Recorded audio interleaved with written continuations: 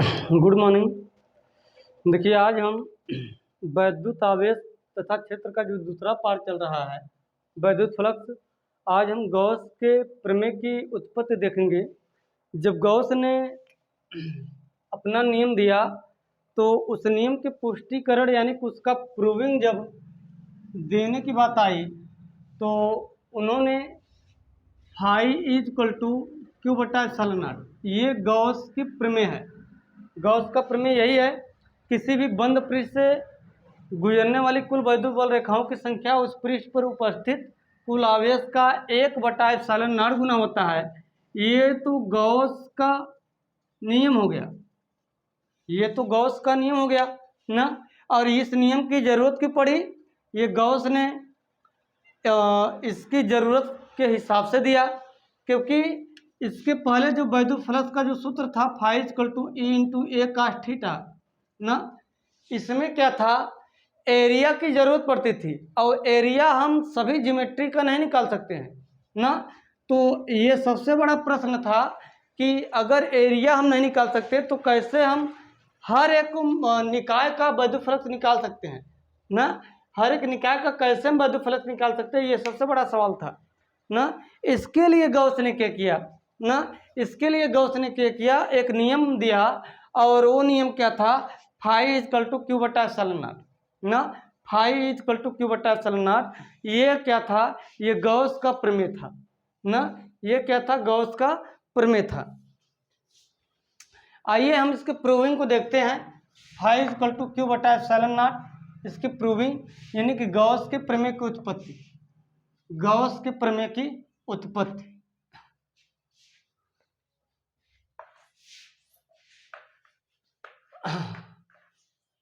चलिए हेडिंग डालेंगे, गॉस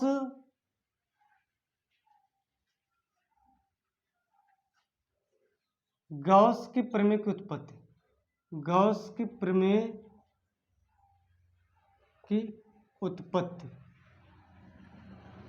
ना, गॉस की प्रमेय की उत्पत्ति। चलिए, तो गॉस ने क्या किया, गॉस ने अपने डिफिनीशन में बता दिया कि किसी भी बंद पृष्ठ से बद्ध गुजरने वाली कुल वैद्युत बल रेखाओं की संख्या उस पृष्ठ पर उपस्थित कुल आवेश का 1/एप्सिलॉन नॉट गुना होता है ना।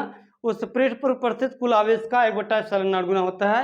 ये हमारी क्या है, गॉस की प्रमेय है ना। तो आइए इसकी प्रमेय की उत्पत्ति देखते हैं ना। तो हम क्या करेंगे, पहले हम बंद पृष्ठ लेंगे। चलो, ये हमने कोई हमने बंद पृष्ठ ले लिया ना।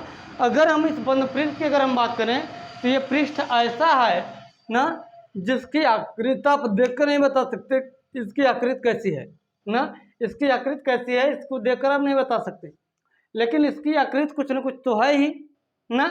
अब हम देखें तो इस पृष्ठ के अंदर हमने एक आवेश रख दिया क्यू ना। तो ये आवेश क्यू क्या करेगा, इस बंद पृष्ठ से गुजरने वाले वैद्युत फ्लक्स का कारण बनेगा ना।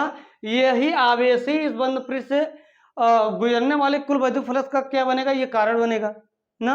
अगर हम इस आवेश को देखें तो आवेश कहाँ है, इस बंद पृष्ठ पर है ना, या कह सकते हैं इस बंद पृष्ठ के अंदर है ना। चलिए, तो अगर इस बंद पृष्ठ के अंदर है तो इससे गुजरने वाली कुल वैद्युत बल रेखाओं की संख्या ना, यानी कि आवेश क्यू का 1/एप्सिलॉन नॉट गुना होगा। ये तुम्हें प्रूफ करके लाना है। अच्छा, अब ये जो है एक गॉसियन पृष्ठ है ना।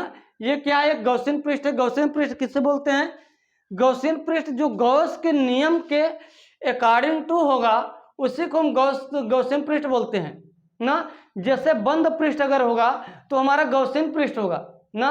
बंद पृष्ठ होगा तो हमारा कैसा होगा, गॉसियन पृष्ठ होगा। बात समझ में। और ये बंद पृष्ठ है तो उसको गॉसियन पृष्ठ बोल सकते हैं ना। अच्छा, तो आइए हम देखते हैं, अगर हम इस आवेश से अगर इसकी दूरी अगर हम बात करें, इस आवेश से यहाँ की दूरी अगर हम बात करें, इस आवेश से यहाँ से दूरी अगर हम बात करें, तो इस आवेश से हर एक पॉइंट की दूरी क्या है, अलग अलग है ना। इस आवेश से अगर हम हर एक पॉइंट की दूरी अगर हम देखें तो अलग अलग है। तो आवेश ने कहा, गॉस ने कहा कि हमने कोई अलग से कुछ नियम नहीं दिया है, बस हमने गॉस ने बताया लोगों को कि जैसा आप सोचते हैं, मैंने कोई अलग से नियम नहीं दिया। जो आप जानते हो वही हम भी जानते हैं। बात समझ रहे हैं? जो आप जानते हैं वही हम भी जानते हैं ना। तो गॉस ने बताया कि देखिए आप भी जानते हैं कि phi equal to E into A cos theta, और हम भी जानते हैं कि phi equal to E into A cos theta. बात समझ। तो गौस ने कहा कि हमने थोड़ा इसके विषय में कुछ खोज कर लिया ना, लेकिन आप नहीं खोज पाए, बस अंतर आप में और हम में यही है। But phi equal to E into A cos theta सूत्र यही लगेगा ना। तो यहाँ से देखिए अगर हम यहाँ पर देखें तो E बराबर जो होता है, पढ़े हो कि किसी बिंदु आवेश के कारण जो वैद्युत क्षेत्र की तीव्रता का जो सूत्र होता है इज इक्वल टू 1/4πε0 क्यू बटा में आर स्क्वायर। अगर आप ये नियम लगाते हो तो इस एक बात का आप ध्यान रखना, अगर आप ये नियम लगाते हो तो एक बात का आप ध्यान रखना। ध्यान रखने वाली इसमें क्या चीज़ है? ध्यान रखने वाली चीज़ इसमें ये है कि यहाँ से अगर हम तीव्रता यहाँ से अगर हम इस पॉइंट पर अगर तीव्रता निकालते हैं तो अलग, इस पॉइंट पर तीव्रता निकालते हैं तो अलग, इस पॉइंट पर तीव्रता निकालते हैं तो अलग। अलग अलग तीव्रता क्यों आएगा ना? अलग अलग तीव्रता क्यों आएगा? क्योंकि इस आवेश से जो दूरी है वो क्या है? अलग अलग है ना।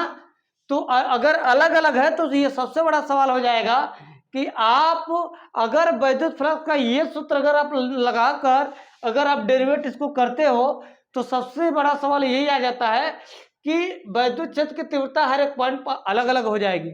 और जब हर एक पॉइंट पर अलग अलग हो जाएगी तो क्या हम हर एक पॉइंट पर क्या करेंगे?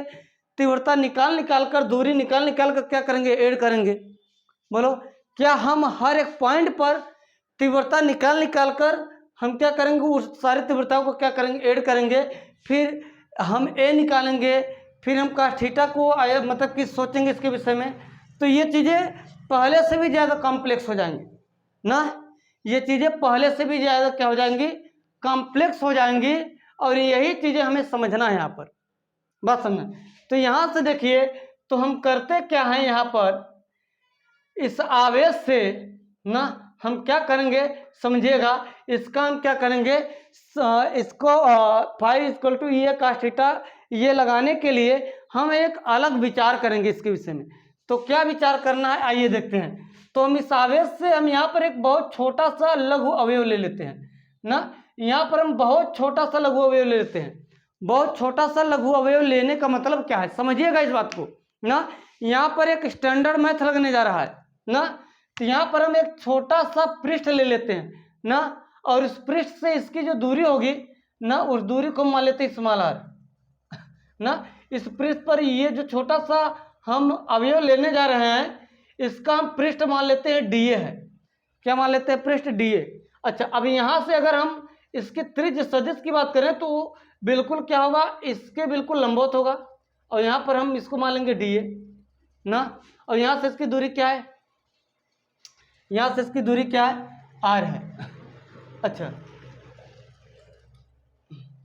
अच्छा, अगर हम इस पर क्षेत्रफल सदिश की अगर हम बात करें तो क्षेत्रफल सदिश इसके क्षेत्रफल के बिल्कुल लंबवत होगा और इसको हम मान लेंगे डीए। और यहाँ से अगर इस आवेश से अगर हम तीव्रता की बात करें तो तीव्रता इस आवेश से और इस पॉइंट को मिलाने वाली रेखा के सीध में होगा और ये इसका तीव्रता यानी कि वेक्टर ही होगा। बात को समझिएगा। हमने बहुत छोटा सा लघु अवयव डीए लिया है यहाँ पर ना, क्योंकि ये जो आप डीए देख रहे हो ये एक बिंदु के आकार का है। समझिएगा, ये जो आप यहाँ पर डीए देख रहे हो ये क्या है? बिल्कुल बिंदु के आकार का है ना। किस आकार का है? बिल्कुल बिंदु के आकार का है। अगर ये बिंदु के आकार का है तो इस आवेश से इस पर जो तीव्रता होगी इसी डायरेक्शन में होगी। अगर बिंदु का आकार का है तो बिल्कुल इसके बिंदु से होकर जाएगी ये लाइन ना, इसके बिल्कुल बिंदु से होकर जाएगी। और क्षेत्रफल सदिश जो होता है और हमेशा क्या होता है? क्षेत्रफल के लंबवत होता है। तो ई और डीए के बीच में अगर हम कोण देखें तो वो कोण क्या है बताओ? थीटा है। वो कोण क्या होगा बताओ? थीटा होगा। तो यहाँ से इसकी दूरी क्या है? स्मॉल आर है ना। यहाँ से इसकी दूरी क्या है? स्मॉल आर है। बात समझ नहीं? यहाँ से इसकी दूरी क्या है? Small R. तो ऐसे ही बहुत सारे छोटे छोटे पॉइंट मिलेंगे ना। बात को समझिएगा। ऐसे यहाँ पर बहुत सारे छोटे छोटे पॉइंट मिलेंगे और जब बहुत सारे छोटे छोटे पॉइंट मिलेंगे तो इसका हम क्या करेंगे? समाप्त निकाल लेंगे, यानी कि इनका हम ऐड कर लेंगे। और ऐड करने का तरीका क्या होता है? आपका समाकलन ना। ऐड करने का तरीका क्या होता है, समाकलन। तो ध्यान दीजिए, अगर हम ये मान कर चले इसके पूरे गॉसियन पृष्ठ से अगर मान लो फाई ई फ्लक्स गुजरेगा ना, अगर हम इसके पूरे गॉसियन पृष्ठ से अगर हम फाई ई फ्लक्स अगर गुजरेगा तो उसके छोटे से, इसको समीकरण नंबर 1 मान लेते हैं, तो इसके छोटे से पॉइंट से कितना फ्लक्स गुजरेगा, बहुत छोटा इससे फ्लक्स गुजरेगा ना। तो यहाँ लिखेंगे गॉसियन, यानी कि चलिए यहाँ लिखेंगे इस गॉसियन पृष्ठ से ना, इस गॉसियन पृष्ठ से इस अगर इस गॉसियन पृष्ठ से समझिएगा, अगर इस गॉसियन पृष्ठ से गुजरने वाला फ्लक्स ना, गुजरने वाला फ्लक्स, अगर इस गॉसियन पृष्ठ से गुजरने वाला फ्लक्स डी फाई ई हो तो, डी फाई ई हो तो हम मान लेते हैं यानी कि इस गॉसियन पृष्ठ से गुजरने वाला फ्लक्स डी फाई ई हो तो। क्यों डी फाई ई? क्योंकि हमने सूक्ष्म पृष्ठ डी ए लिया है तो फ्लक्स भी तो बहुत कम गुजरेगा ना। तो वो इसीलिए हम लिखा कि इस गॉसियन पृष्ठ से गुजरने वाला फ्लक्स अगर डी फाई ई हो तो ना, यानी कि इस सूक्ष्म गॉसियन पृष्ठ से, इस सूक्ष्म, हाँ इस सूक्ष्म, यहाँ पर देखिएगा इस सूक्ष्म ना, इस सूक्ष्म गॉसियन पृष्ठ से गुजरने वाला फ्लक्स क्या होगा, डी फाई ई हो ना। हमने बहुत छोटा सा पृष्ठ डी ए लिया है, ध्यान देना। तो जब हम छोटा सा पृष्ठ डी ए लिया है तो फ्लक्स भी हो तो सूक्ष्म गुजरेगा ना, और जब हम पूरा पृष्ठ ले लेंगे तो फ्लक्स भी पूरा गुजरेगा। बात समझना। तो कितना हो, डी फाई हो तो हम कर सकते हैं यहाँ पर फाई इज इक्वल टू लिख सकते हैं इंटीग्रेशन डी फाई ई ना, और यहाँ से अगर हम डी फाई ई बनाएंगे तो E into D A cos theta हो जाएगा। आप समझ सकते हैं आप ना, जब फाई ई था तो डी ए कास थीटा था ना, जब फाई ई था तो ई डी ए कास थीटा था। जब हमने बहुत छोटा सा पृष्ठ लिया तो बहुत छोटा सा फ्लक्स गुजरा, D phi is equal to E D A cos theta ना। और हम अगर इसका समाकलन अगर कर देंगे इस डी फाई ई का तो पूरा पूरा फ्लक्स आ जाएगा ना। अगर हम इसका समाकलन कर देंगे तो पूरा पूरा क्या आ जाएगा, फ्लक्स आ जाएगा। तो phi is equal to integration D phi E ना। तो यहाँ से देखिए डी फाई ई का मान क्या आ जाएगा, ई डी ए कास थीटा। तो यहाँ हो जाएगा phi is equal to integration E D A. अच्छा अब यहाँ से देखिएगा, अगर हम बंद पृष्ठ का समाकलन करेंगे तो यहाँ पर हम क्या करेंगे, पृष्ठ को बंद करेंगे ना। अगर हम पूरे बंद पृष्ठ का अगर समाकलन करेंगे तो यहाँ पर देखिए जो ये दिया रहता है, इसका मतलब ये है किसी हम बंद पृष्ठ का क्या करेंगे, समाकलन निकाल रहे हैं। इसका मतलब ये होता है किसी बंद पृष्ठ का हम क्या कर रहे हैं, समाकलन निकाल रहे हैं। बात समझ। तो ई डी ए कास थीटा ना, इनके बीच में कोण थीटा, तो थीटा ही सही ना। चलिए तो ई डी ए कास थीटा। चलिए तो यहाँ से देखिए, तो जो ई का मान होगा, अगर दूरी हमने आर लिया है, आवेश क्यू है, तो यहाँ से देखिए ई को हम बाहर करेंगे तो यहाँ पर 1/4 पाई एप्सिलॉन नॉट क्यू बटे में आर का लिखेंगे ना। तो यहाँ से होगा इंटीग्रेशन,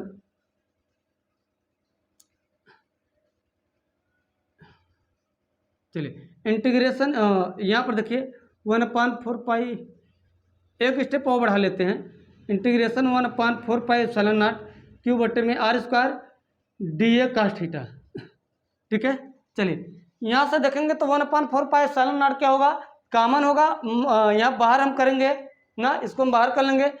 क्यू क्या है वो भी कॉमन होगा, क्योंकि 1/4 पाई एप्सिलॉन नॉट भी नियत है और आवेश क्यू भी नियत है, क्योंकि आवेश क्यू भी नहीं बदलेगा ना, आवेश क्यू भी तो नहीं बदलेगा, वो भी तो नियत रहेगा ना। लेकिन आर यहाँ पर समझिएगा, कुछ लोगों के मन में ये चल रहा है कि आर तो नियत है ही नहीं, तो एक बार में कैसे कर दिए ना, आर तो नियत है नहीं तो एक बार में क्यों कर दे रहे हैं।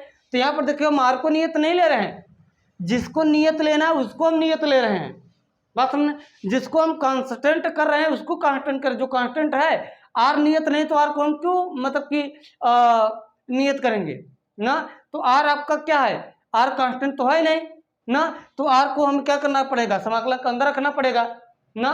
बात को समझिएगा, 1/4 पाई एप्सिलॉन नॉट कांस्टेंट है, आवेश क्यू कांस्टेंट है, लेकिन आपका ये जो आर है वो कांस्टेंट नहीं है, उसका मुझे समाकलन करना पड़ेगा, उसका हम क्या करेंगे, समाकलन करेंगे। बात समझ रही नहीं ना।